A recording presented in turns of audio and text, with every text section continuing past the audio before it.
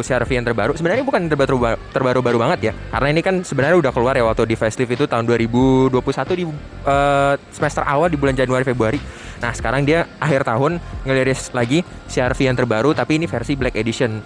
Sebenarnya gue nggak expect untuk CR-V masukin Black Edition, karena menurut gue itu ternyata setahu gue itu hanya di pasar Eropa aja sama pasar Inggris dan lain-lainnya. Ternyata Indonesia memasukin juga untuk versi Black Editionnya. Oke, mulai dari depan, apa aja yang berbeda dengan CR-V yang standar? Yang beda bisa dilihat dari sini, kita ke bawah. Lampunya sebenarnya sama, nggak ada perubahan, cuman dia di smoke, makanya dia bisa kelihatan lebih gelap. Dan ini juga si grillnya, si atas ininya, itu dia di smoke juga, biar lebih ala-ala kesan Black Editionnya. Untuk yang grill ini udah dari bawaannya hitam, dan yang ini sebenarnya ini juga di ala-ala black chrome gitu, makanya kalau bisa dilihat ini lebih gelap sedikit. Sama yang ini juga nih, ini lebih gelap.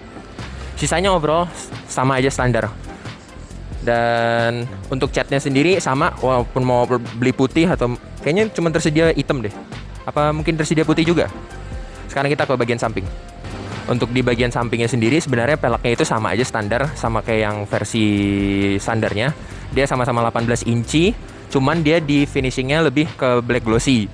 Ukurannya sama 18, bannya tetap masih yang sama 235 60 ring 18, dan samping semua sama, dan bisa dilihat di sini lagi itu sama dari tahun ke tahun, masih ada tetap chrome-nya, cuman dia lebih di finishing black chrome ya, lebih di smoke gitu. Ini sampai ke belakang, yang belakang juga sama, empat-empatnya udah rem cakram, dan which is good, nggak di downgrade juga.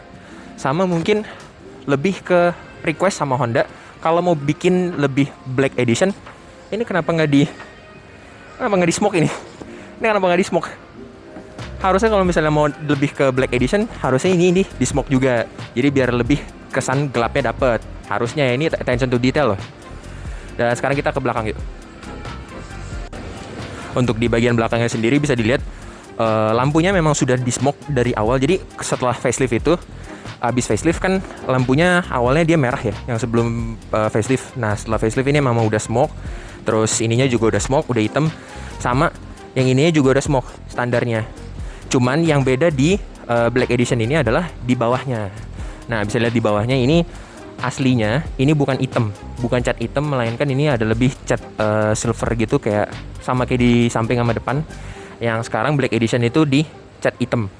Knalpotnya masih sama, dual ganda, bener-bener asli, nggak kayak pabrikan sebelah. Dan ini bisa lihat ada emblem Black Edition yang menandakan ini yang special edisi. Terus untuk bagasi masih sama, dia masih bisa power tailgate, ntar kita masuk. Dan sama aja semuanya, atas shark fin antena semua. Dan sekarang kita ke dalam, ada yang lebih baru lagi. Oke, kita udah berada di dalam interiornya dari CR-V Turbo yang terbaru. Bisa dilihat di sini hitam. Ya, karena kenapa gue bilang hitam? Karena memang dari bawaannya itu udah hitam. Dan surprisingly ini baru pertama kali gue masukin ke facelift. Sebenarnya nggak ada bedanya sama yang tahun 2017 ya. Ini yang pertama yang kali gue bisa lihat adalah door trim dulu. Di bagian door trim, coba tolong kamera di shoot ke door trimnya. Nah, itu di door trimnya sendiri itu sudah black glossy yang atasnya. Nah, bisa dilihat itu untuk di bagian door trimnya itu udah black glossy. Jadi perpaduannya tadinya kan itu dia tipe Prestige, kan ini tipe wood ya. Nah, sekarang dia udah dibikin lebih ke hitam, tapi masih ada corakan woodnya. Terus sama aja, berarti masuk lagi ke dalam. Mulai dari konsol kiri dulu. Ini tadinya nggak black glossy semua, ada aksen silvernya.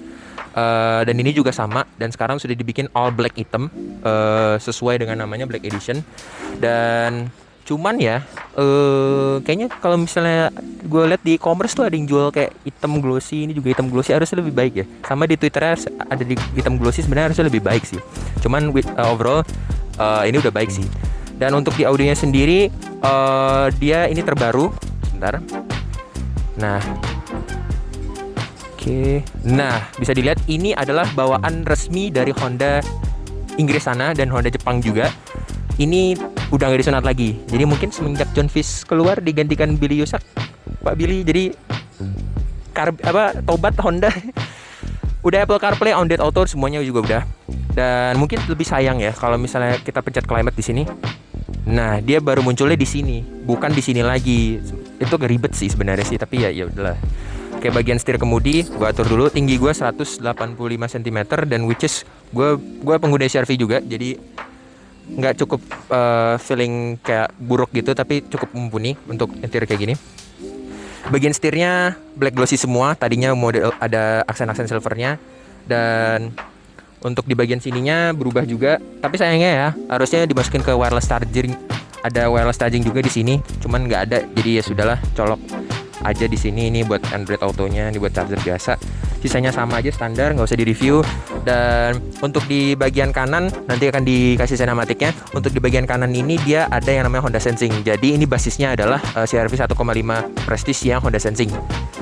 Ada Honda Sensing semua lengkap, adaptive cruise control, lane keeping assist, road temperature yang kalau misalnya kalian tuh menjauh dari jalur, nah itu bisa diiniin.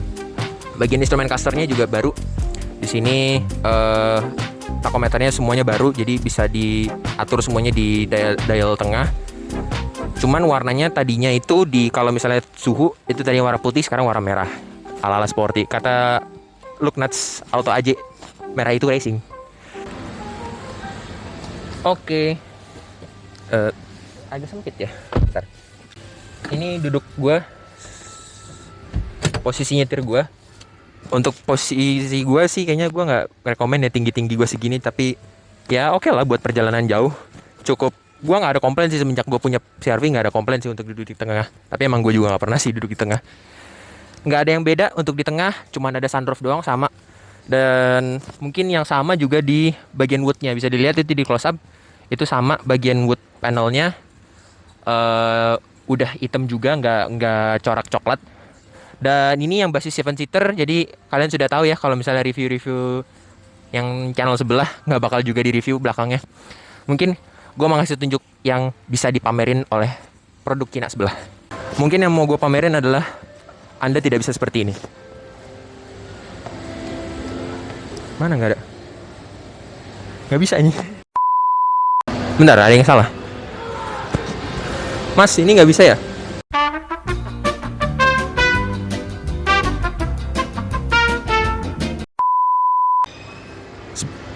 Sebenarnya tadi bisa di auto tailgate, cuman kuncinya gue nggak ada, jadi ya sudah, kita lihat bagasinya aja. Sebenarnya nggak ada yang beda sih dari bagasinya, jadi nampaknya nggak usah di review lagi. 7-seater udah tahu lah ya, jadi kita tutup lagi aja.